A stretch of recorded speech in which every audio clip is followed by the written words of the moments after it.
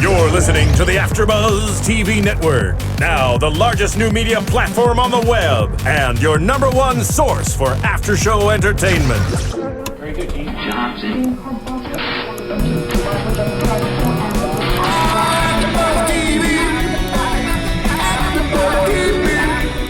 From the AFTERBUZZ Studios in Los Angeles, California, presented by Maria Menounos and streaming live thanks to Akamai Technologies, this is AFTERBUZZ TV's After Show. All right, guys, you asked for it. It's been a while. We're halfway through the season. It's the Grimm After Show. Yay! I'm Zach Wilson. With me today is Yael Tygiel, and in the booth we've got Stephen Lemieux. It's creeping up. And now we can get started. All right, this is episode 9, season 3, the just Red Menace. Yep. Not the Red Menace. That's a totally different thing. Yeah. Let's get started right away. First thing, before we get into the episode, because this is our first episode we're doing for the podcast, the first time AfterBuzz has done Grimm, I want to get our reactions to the season so far. What's your favorite moment? Okay, so you're going to learn this real soon. I can't ever pick just one thing. So here are my favorite moments from the first half of the season. I want to say Adalind's glowing baby face thing. That is so creepy and amazing When it just all at once. Pushes through her stomach and The weird red skull that gets sucked into her when she rubs that lotion. creepy. It's creepy. I know, I love it. And the Probably fact, good for the skin, though. Yeah, probably. Especially if she's watching American Horror Story. I also really love that Juliette is fully in the know. We've been waiting for this for 3 seasons, and it's really nice to see it. And finally, I think Krampus was my favorite. Krampus was great. He was amazing. He was creepy. He, came out of nowhere. I love that he didn't know who he was. It was a different twist than we've seen. I just want to give a shout out to Derek Mears, who played Krampus, the Krampus version of him, and it was amazing. Well done. It was great. My favorite moments so far have been Monroe in the episode where we're dealing with the Bauerschwein chef, and he's killing all the blue bot, and he just goes really dark. He wants to kill him. He's desperate to kill this guy. And we actually got a darker side of Monroe, which that's what I want to see. I want to see more going into these dark moments for these characters, that we don't get caught up in because a lot of the relationships start to get a little bit stale. Like now that Juliette knows what's going on, her and Nick are on the same page. There's not a lot of drama there. And so I want to see more from Monroe and where his dark side is. Yeah. He wasn't always a vegan. I want to see him, I can't swear, but I want to see him get some people. I want to see him slip up. Yeah, exactly. Yeah. He's getting. I think it's building there. That, and I love that we're getting more into the Resistance with Renard. Get more into the Royals, more into the Resistance. If you've been reading the Grimm comic books, which I have because I'm a huge nerd, you get to see the Resistance and the coins that came back. They actually deal with what's going on with them. It's fun. But all right, let's get into the episode. Yes. But first, before we do, please, I want to talk about iTunes for a moment. This is a brand new after show. It's real important that you guys comment on it, that you rate it, that you come back, tell us what you like, what you don't like, what you want to hear more about. Comment about it on YouTube. You can see us there too. We'll talk back. We'll shout you guys out on the show. It's a great way for us to know what we're doing right, what we're doing wrong.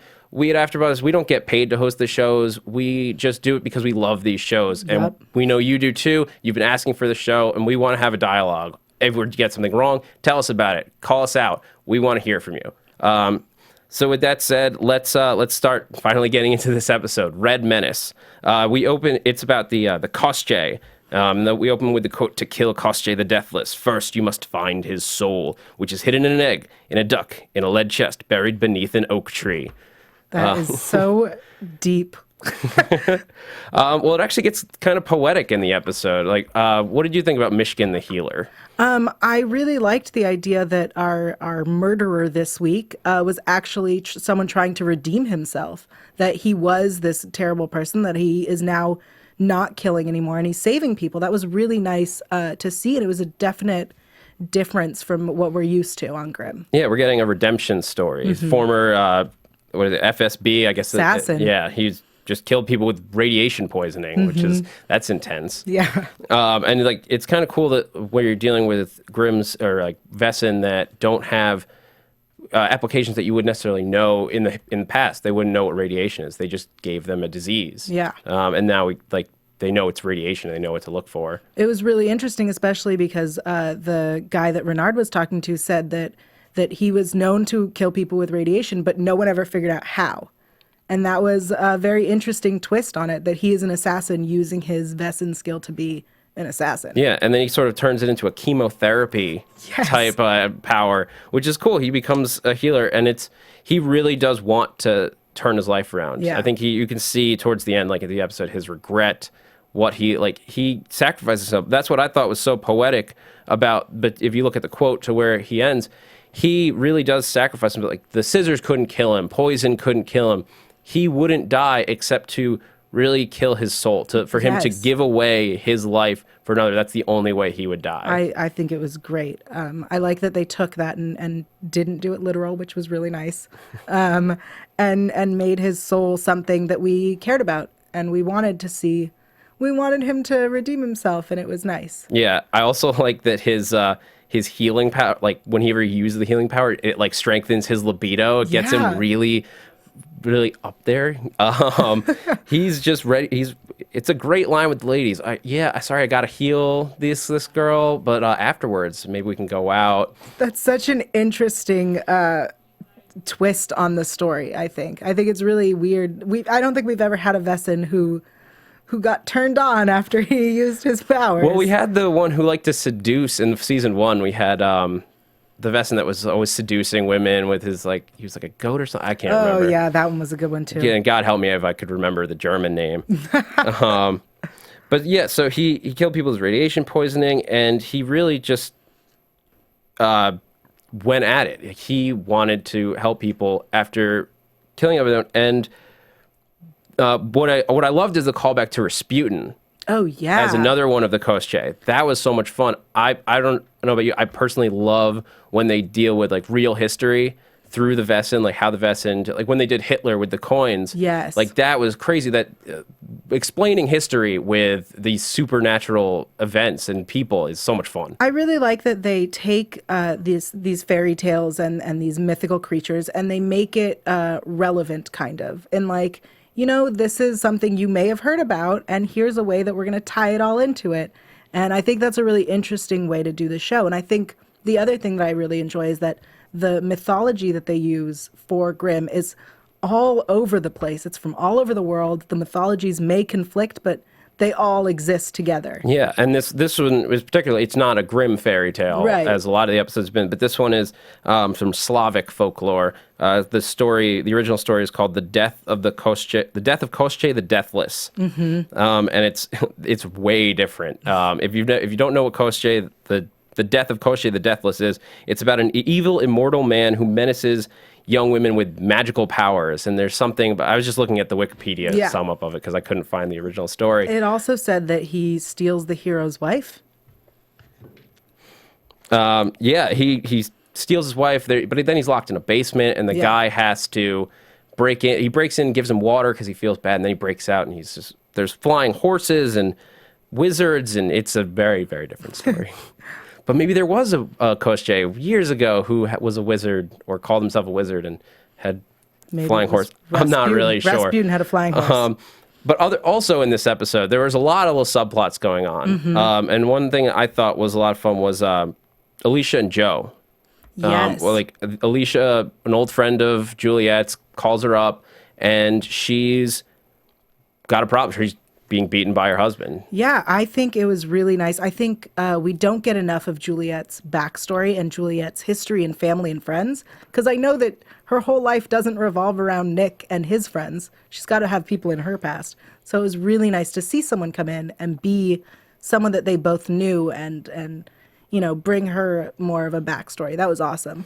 Yeah, and we got, she's Wesen. Yeah. So we find out more about that. And Nick has that great moment where he notices it, but he doesn't want to say anything. He doesn't want to tell Juliette, doesn't want to stress out the situation. Yeah. It's already bad enough. But she reveals herself when she's emotional as a Fuchsbout. So I imagine Rosalie's going to come in. Maybe Rosalie knows her. And then at the end, we got that reveal with Joe. He's waiting outside the house, and he is a Klaus-Strike. Of course he is. He's one of the cat creatures. I had to look that one up. Of course. He's one of the adorable kitties. Of course. I love that they are also Wesen. And I think that, of course, they're Wesen on Grimm. I think Juliette and Hank are going to end up being the only ones who are not Wesen. Yeah, I mean, or maybe we'll find out. Maybe it's deep dark secret. That's Yeah. a twist. You need twists once you get to like season 4. You gotta start bringing out the twist stuff. You know, season 4, they're gonna turn someone into a Wesen. They're gonna figure out how to do that. I mean, maybe who knows what this royal baby is? Yeah. Before we get off Alicia and Joe, I don't know what do you think well, we'll get into predictions later, but last time we saw Klaus strike, they were just dark. They're we had that guy who was stealing his wife's golden eggs. Right. She was a Unbedslauber. Exactly. That is exactly what she was.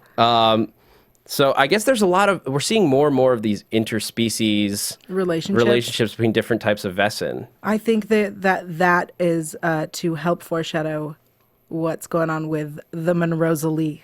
Monrosalie. It's a long one. It's a long way to shorten their name. Yep. But That's how you should do it. But I mean, do you think Rosalie and Monroe, they had some problems at Christmas, but they seemed to sort it out? Right. I think that seeing all these interspecies couples is just going to help us get to showing Monrosalie that it's possible. I'm sticking with that. That is how I'm calling them. That it is possible, and that you have differences and cultural differences, and it's something that everyone can relate to, not just Wesen. Yeah, I mean, one thing that I noticed, I picked out Juliette and Rosalie within the last 3 episodes. Their hair has gone from brown to black. Has it? Foreshadowing darkness. Ooh, maybe. It was weird, and it's not something that I normally pick up on. Yeah. Hair color, but it's that's different. I didn't notice that. I hope that some other viewers will tweet at us and let us know if that's something they also picked up on. I mean, tell me if I'm wrong. I'm pretty sure they went from brunette to black hair. I'm fascinated to find out. I'm very excited. And Juliette, she is just protecting her. We got her sewing up the kitty. At that point, the sweet little scene between her and Alicia. Seeing her back in her world. I think we didn't get enough of that, especially now that she's in Nick's world. I think it was really nice to see her going to work. Yeah, because we get lots of Nick's work. Yeah.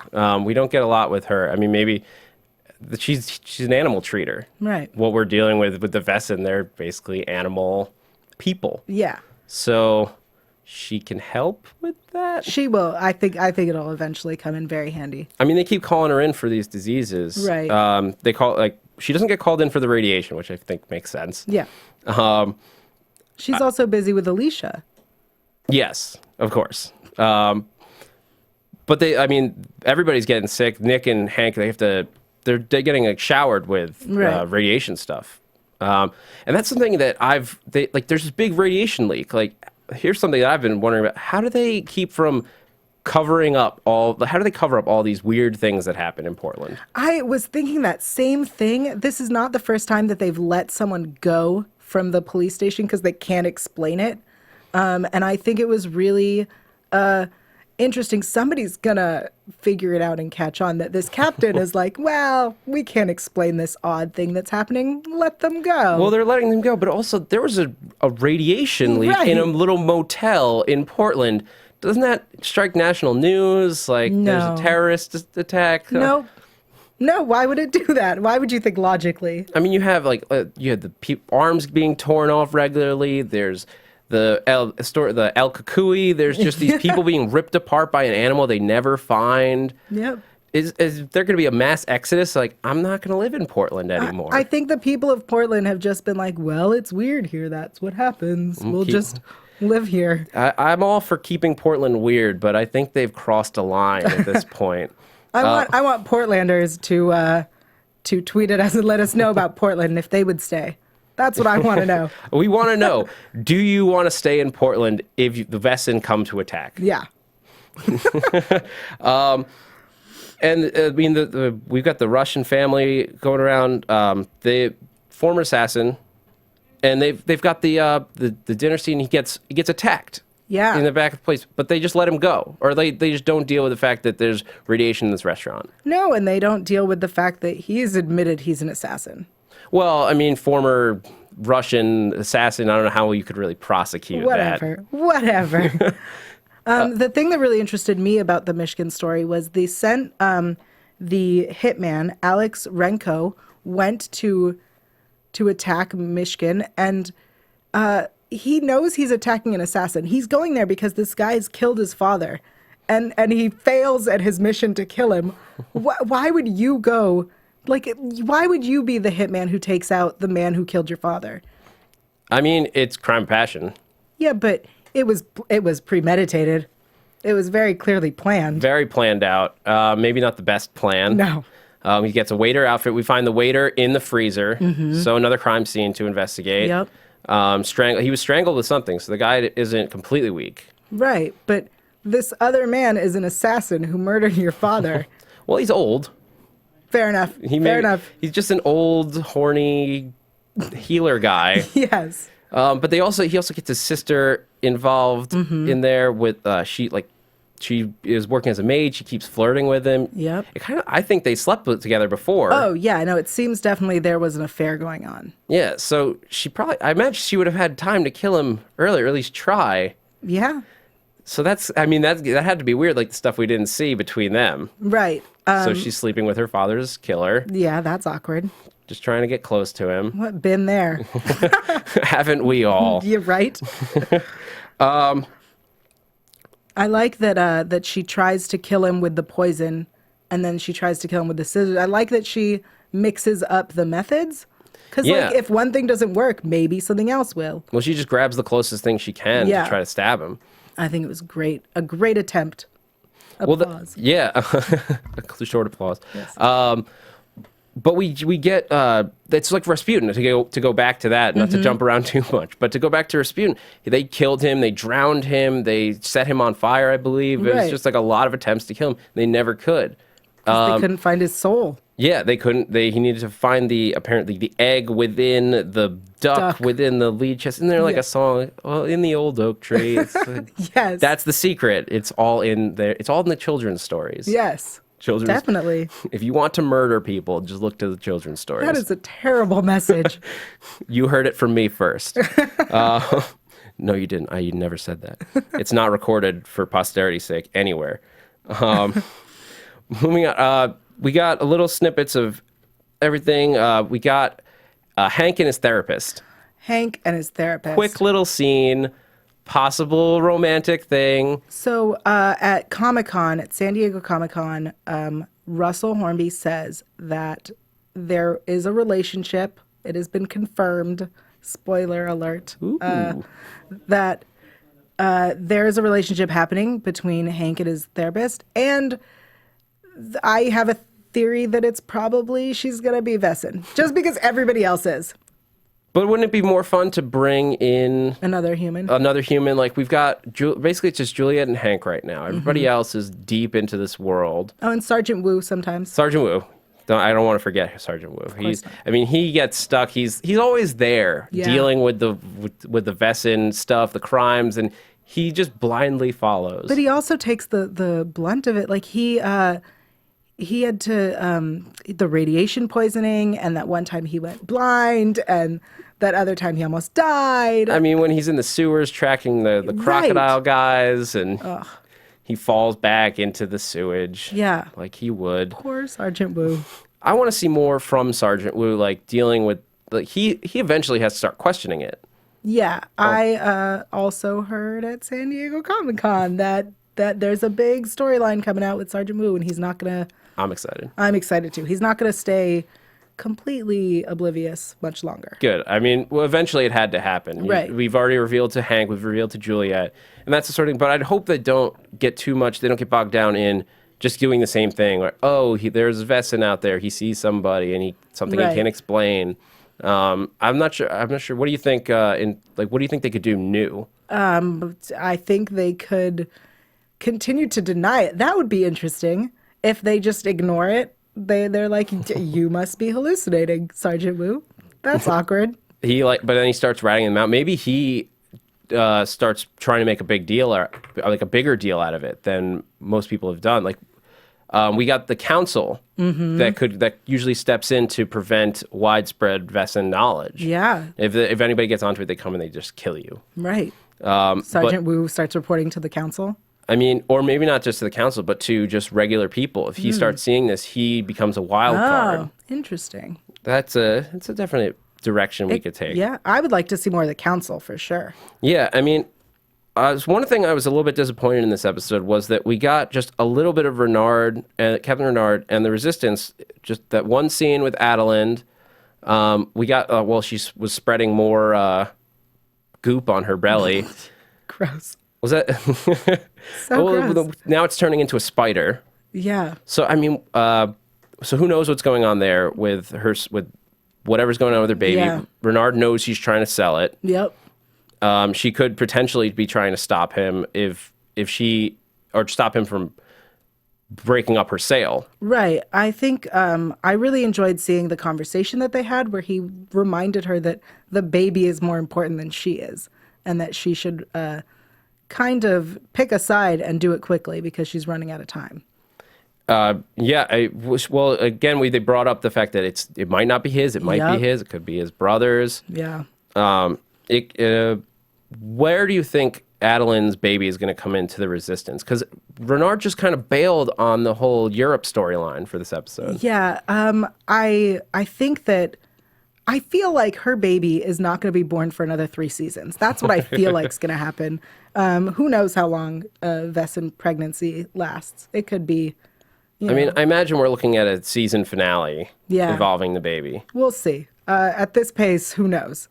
But I'm really curious to just see more of the Resistance. That's what I've been looking forward to, is because getting more into that the Royals versus Resistance storyline. Yeah, I think that this episode specifically, and I hate to say this, but I feel like aside from the whole Boris Mishkin story, there was this, remember that we had this plotline going on, and then remember we had this plotline going on. Make sure that you remember all these different plot lines.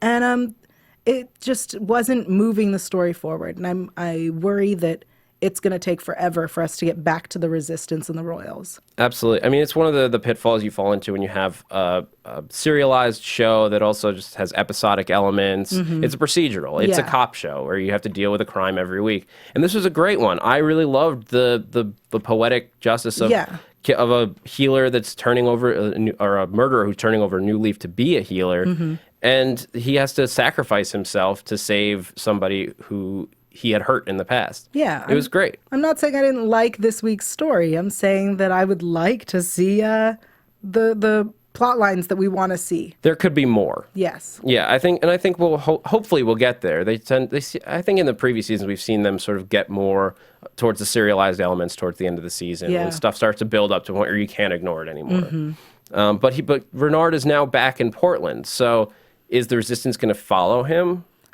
That I never understood how he's fighting all these wars from his captain's desk.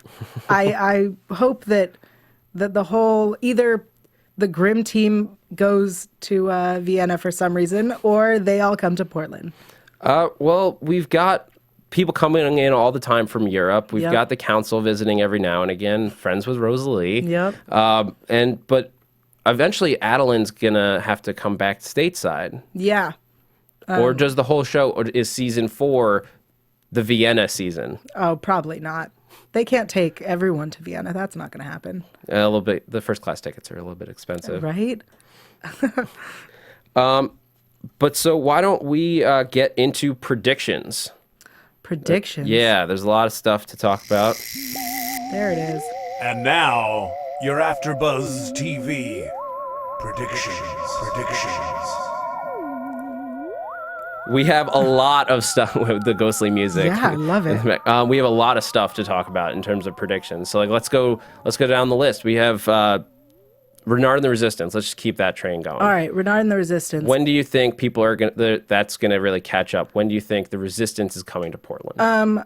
As someone who watches a lot of TV, I believe that we're going to see it begin in the second to last episode of the season. It's going to build and build and build in the season finale, which is far away. It's January. That's far away. And then I think we won't get a conclusion till next season. That's my prediction. I mean, do you think they're going to catch, like, Renard's behind his brother's death? Is that going to finally, when are we going to see that catch up to him? I don't think that will ever catch up to him. You think he's just going to get away with it? I think he's going to get away with it. I think someone else is going to get blamed, and it'll eventually come back in season 8. That's my theory. Grimm season 8. Yep. We've just got, at that point, we've just got Wesen that look like aliens. I don't know, we've done that storyline. Yep. See, there's so many places that we've already been. More kitten people. More say it. Klaus strikes. Exactly. And well, that's another smooth transition into the Klaus strike. We saw if you watch the preview for next week, we've got a showdown, like the big showdown between Joe and Juliette, and we see her fighting him because he's going to break into the house. Mm-hmm. Do you think Juliette's going to be okay? I think Juliette is stronger than everyone believes. I think she's going to do something great. It's going to be tough. Like the plot line with Alicia, it's going to be very interesting to see a Wesen showdown again within the Burkhart's house. We'll see where that goes. And then the other thing they set up next week is the Wesen street gang. Yeah, that looks interesting. I'm excited to see that because we have yet to see something like that. Yeah, I mean, we always imagine that they're organized. They act like regular people. They're stronger. They're more dangerous. So they have to be eventually ganging up on people. Yeah, I mean, not everyone could reform like Monroe. Yeah, and then one of the things that I love about Grimm is that they deal with a lot of stuff that's sort of like touching on the public sometimes. With these knockout gangs that we keep seeing, there's like all over the news. The knockout game, where you just run up behind. If you don't know what that is, it's this thing that supposedly is going on where people just run up to random people on the street and you have to punch them and knock them out, and you get gang points, I guess. Yeah, that sounds great. But I imagine that we're going to be dealing with something similar with just Wesen ganging up on people. Yeah, I love that what the show does, like the Rasputin thing and the Hitler thing, is it takes, real things and mixes it with the fantasy and makes it more understandable and relatable for the audience. Yeah, I think we've got a lot to look forward to with that. And then, all right, so that's going to be it for the Grimm podcast. It's the first episode, but we hope you join us next week. Yael, where can the people find you online? The people can find me at Yael TV, YAEL.TV, and on Twitter at Yael Tygiel, YAEL, And I'm Zach Wilson. You can find me on Twitter and Instagram at @ZachWilson, ThatZachWilson. Thank you for watching. From executive producers Maria Menounos, Kevin Undergaro, Phil Svitek, and the entire AfterBuzz TV staff, we would like to thank you for listening to the AfterBuzz TV network. To watch or listen to other after shows and post comments or questions, be sure to visit AfterBuzzTV.com. I'm Sir Richard Wentworth, and this has been a presentation of AfterBuzz TV. Buzz you later. The views expressed herein are those of the hosts only and do not necessarily reflect the views of AfterBuzz TV or its owners or principals. Thank you for watching AfterBuzz TV on YouTube. For more of your favorite after shows and interviews, subscribe to our channel here, and be sure to share your opinion on the episode in the comment section below here. We'd love to see what you guys are buzzing about. Thanks again. Buzz you later.